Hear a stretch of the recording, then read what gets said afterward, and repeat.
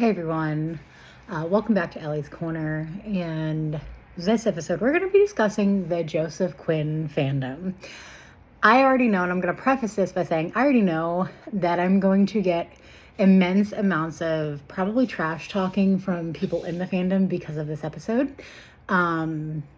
So with that being said, I know by talking about this subject, it is going to be probably not the most popular opinion for a lot of people.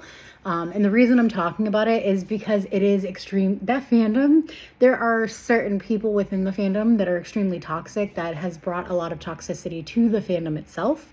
And I want to talk about it. I want to bring light to what's happening within that fandom. That most people, if they're not within that circle, don't have any idea what's happening. So let's get into it. Let's have some fun. So it starts with Stranger Things, right? People know that Joseph Quinn had a fandom prior to Stranger Things. His fandom has only gotten exponentially bigger since Eddie from Stranger Things. Which is kind of a good thing for him. His career has taken off. When he first started doing conventions, he was very personable and in your face and very hungry to meet the fans. And then you had some crazies come out and do a lot of things. So you can see it primarily on Twitter. There's a little bit on Instagram, but he's also turned tags off. You can tag him in, some people can tag him in stories, but most of the time you can't tag him at all. So you can't tag him in your posts and things of that nature because he has turned it off. So let's talk about it. So he started in Stranger Things as Eddie. He didn't think anything was going to go anywhere with it. He previously had Twitter accounts. He has gotten rid of those social media accounts. He only has a Instagram account, which he has said he does not run. Friends of his run, or even his PR team runs. You know, it's very work related. It's very in your face. It's very, stuff that is not necessarily him posting. It's very, you can tell it's going to be very work related because it's only posting things that he does for work. It's none of his personal life. It's none of the stuff that he goes through. He has also said that he's afraid of the fan base just a little bit. He mentioned that the MTV Awards via video last year.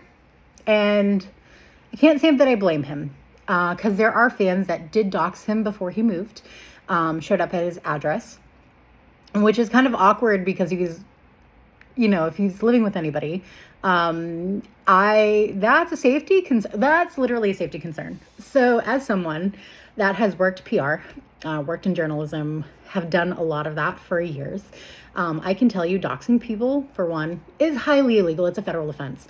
So if you are caught doxing someone, especially in the United States, you can face federal time if you are caught and prosecuted for it. It is also, if it's done internationally, it can be an international crime. When that happens, you can face crimes that are within that country that's happening in. You can also be extradited to that country to face those charges. So, just FYI, please make sure you're not doing anything stupid. Please make sure you know laws. Please make sure you're not releasing people's information. It also includes, please make sure you're not giving people's names and stuff like that out. Also, going through that fandom, there are people that think they are queens or kings in that fandom, and it's a little ridiculous. He's a human. Joseph is a human being. He is a 30-year-old man that wants to act and live like a 30-year-old man. Outside of his acting, he wants to be a normal human. Most people don't understand that. They stalk his favorite places that he likes to go and chill. That includes bars, restaurants, clubs. When he's doing conventions, whether it's in the United States, in London, Europe, France, wherever he's at, right?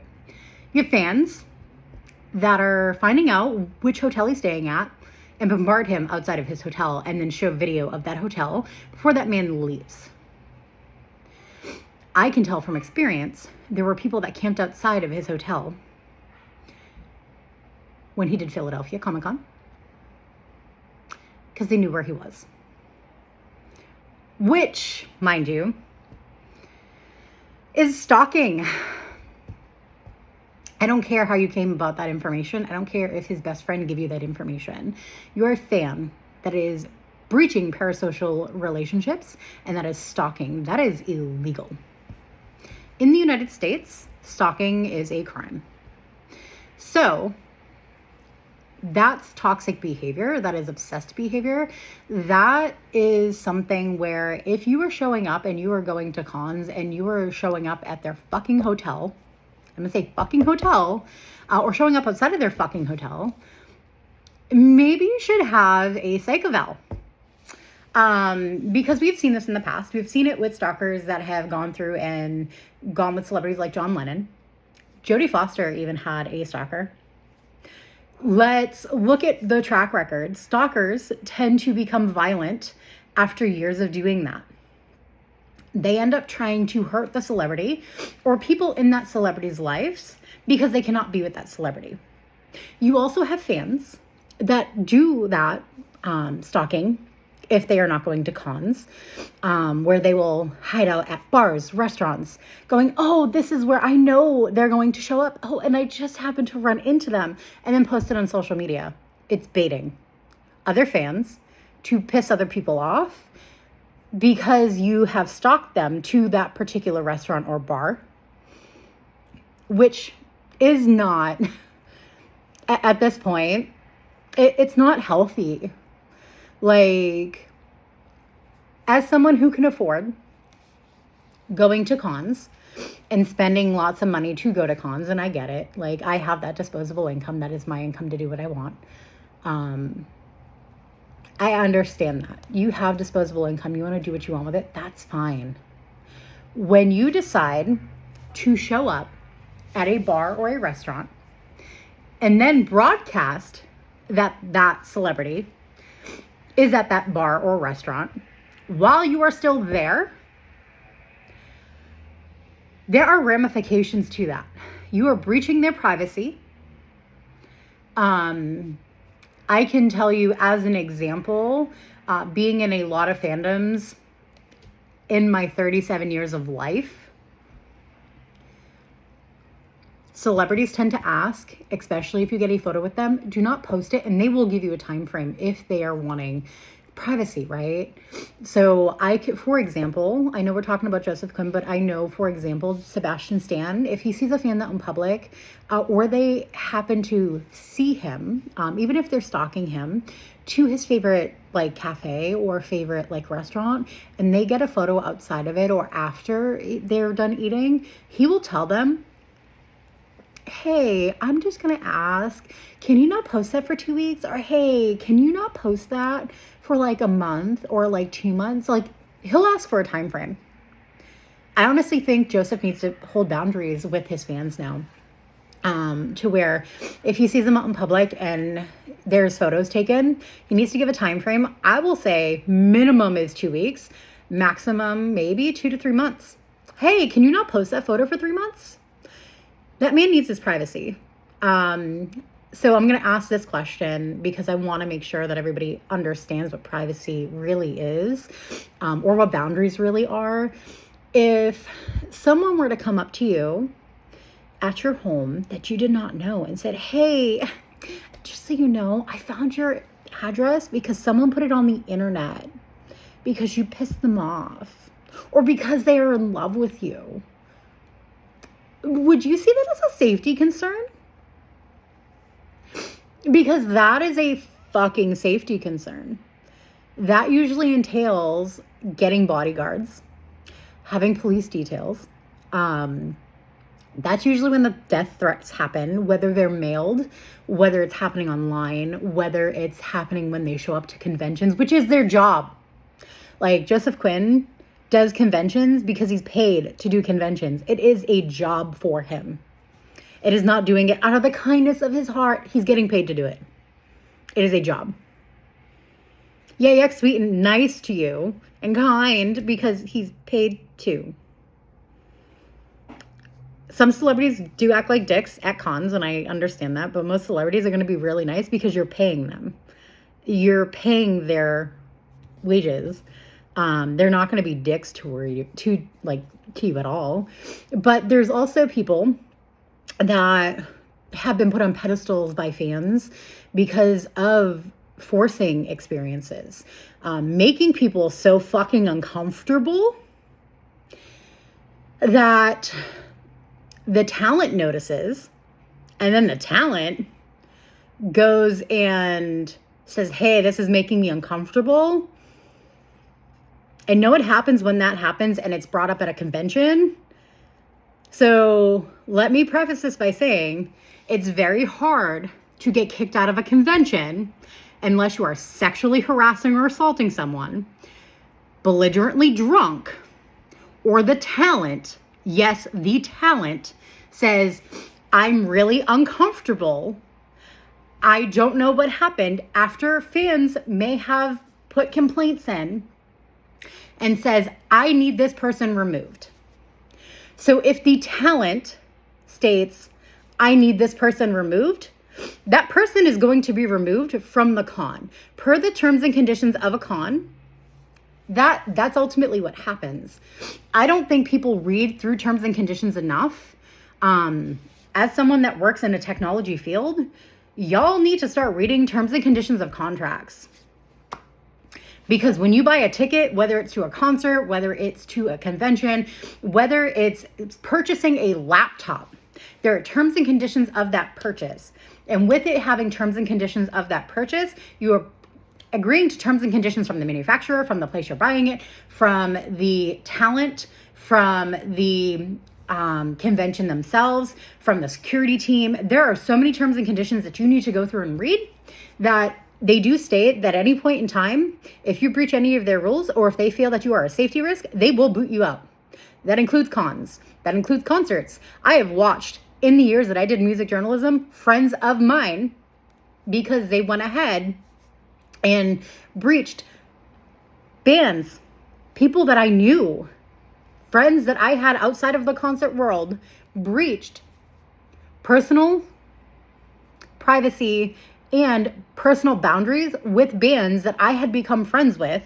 And I watched those bands band together and ban these people from showing to shows, like coming to shows. I watch people get 86'd from shows pretty frequently because they breached boundaries and made bands and made people in bands, whether it's the singer or the guitar player or the bass player or the drummer, or even just like a crew member for the band, feel really fucking uncomfortable.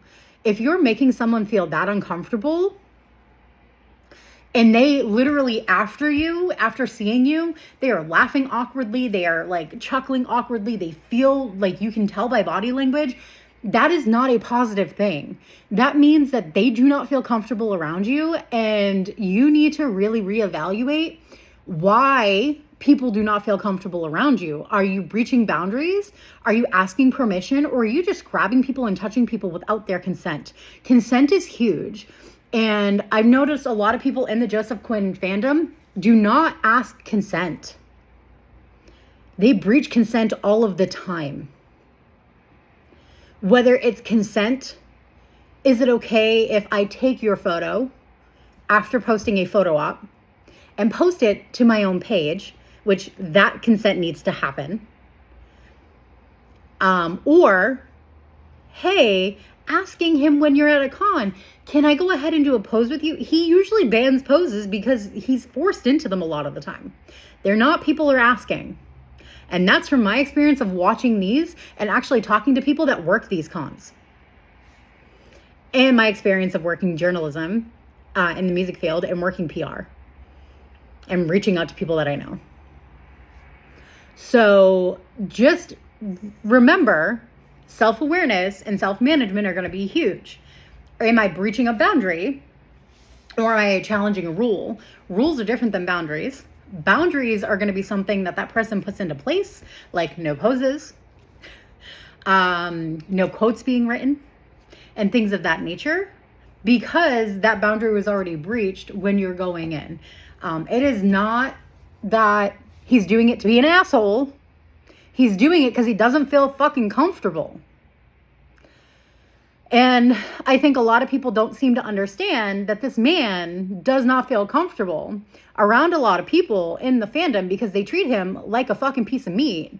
They don't treat him like a human being. If they treated him like a human, I mean, ultimately, he wouldn't act like this. Because I've met multiple celebrities through cons. I've met multiple people. I've never had a bad experience with meeting people through conventions, ever. Because I've treated them like human beings. I've never had a bad experience meeting bands. I've never had a bad experience anywhere. But I can tell you, there are people that I know that have had shit experiences because of people prior to them breaching boundaries and then them asking and people going, no, sorry, I can't do that. No, sorry, it can't happen. Because they breached a boundary. So if y'all are going to sit here and talk shit and bully each other within the fandom, which, by the way, is what's happening a lot within the fandom itself, which I've noticed, is there are certain individuals that attack people online to make themselves feel better. What? Why are we cutting down people? We're not calling out to other toxic people. We're not calling out anybody. We're just cutting people down because it's going to make us feel better. Fuck that. Like, I really, I stay back within the fandom. Like, I'm a Joseph Quinn fan. I was very involved at the beginning of this fandom. I have stepped back within the fandom. I don't usually associate with people within the fandom. I associate with my friends, who are fucking amazing. And I associate with people that are kind and loving. But I don't associate with trash. Because in the end, trash is going to get what's coming to it. And trash will take itself out. Which realistically, you can't be a trash person. You have to sit there and say, is this how I want people to be treated? Is this how I want to be treated? If you're going to treat people and attack people and go after people just because it's fucking fun and games, y'all get another thing coming. Because guess what? Cyberbullying is a fucking crime. It's a crime in the United States classified by the FBI, which can be federally prosecuted. It doesn't have to be state prosecuted. It can be federally prosecuted. And if it's international, Interpol gets involved, which means any government within the country you live in will fucking get involved. Just be aware that that is detrimental because that can stop you from going to other countries. You can have things get pulled where you are flagged internationally as a risk. Not just as a flight risk, but as a risk. Which means they can pull you from traveling internationally to where you can only stay in the country that you're in. Who wants to deal with that if you're wanting to travel to cons outside of the country or visit friends or family outside of the country? Like, and I'm not talking just the United States. I'm talking outside of the United States, Europe. You know what I mean? Like, there's not enough self-management or self-awareness in this fandom for people to fucking understand. And all of this is happening. It's not children that are doing this. Like, I'm going to be specifically clear. It is not kids. It is not people under the age of 18. Most of the people that are doing this are 21 and older, which, y'all, if we have to explain how to emotionally regulate, y'all need to go get the help that you need. There are YouTube videos on learning how to emotionally regulate.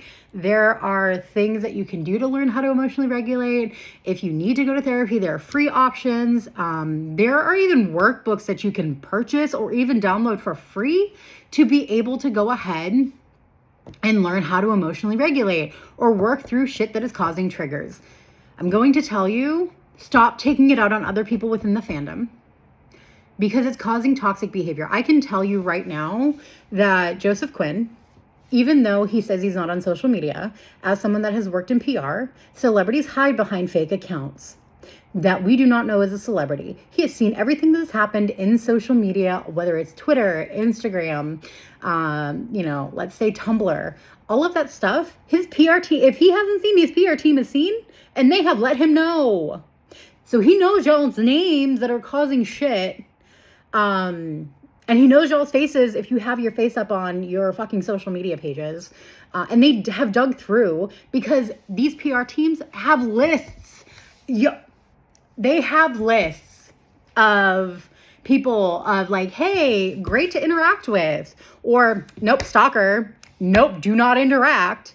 Like, do you think these people do not have teams that go through their social medias on a daily basis? What do you think their publicists do?